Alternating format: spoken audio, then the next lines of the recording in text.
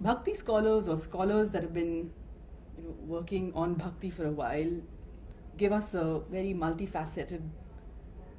understanding of what we can then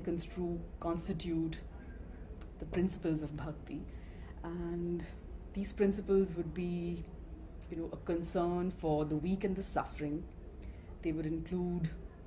a consistent critique of the caste conceits of a Brahminical order. And in addition to that, if we go historically back to the point at which Bhakti cults begin to emerge in India, there's also an insistence, or there's an emphasis on the importance of an individual's relationship with the deity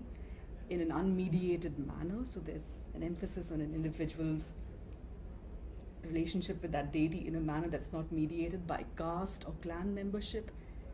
in a way that never actually asks this individual to privatize his or her understanding of how that pursuit of the divine has to be undertaken. So there is almost always also a congregational aspect to the way in which these individuals pursue this direct, unmediated search for that object of their devotion, which is defined in some ways but is also apparently an object that's constantly being searched for by the individual through a number of practices, which then again I think remind us of the ethical vocabulary of Bhakti and its principles then, which include a certain kind of loving relationship, as again the scholars have pointed out, working on Bhakti, a loving relationship with the object of worship and with others that are in a similar relationship with the deity. So those, if we think of that as constituting in some ways the content of what might be called Bhakti principles, I think it also, in addition to which we consider sociological aspects or again historical aspects of the way in which Bhakti cults encouraged a pluralistic notion of what objects of devotion might be, the non-insistence on a high Sanskrit language approach to questions of faith, as well as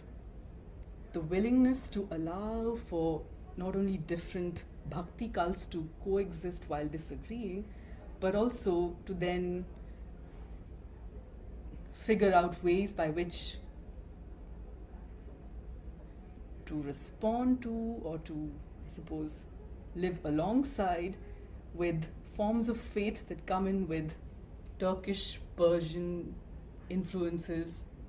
and ways of life that also enter the subcontinent at some point. So there is then a certain kind of ability to coexist. Works out politically. These principles are losing ground, even though there is also, again, claimed by historians that the form of Hinduism practiced in the subcontinent has been closest to Bhakti forms, right? But yes, there is a rapid decline in the kind of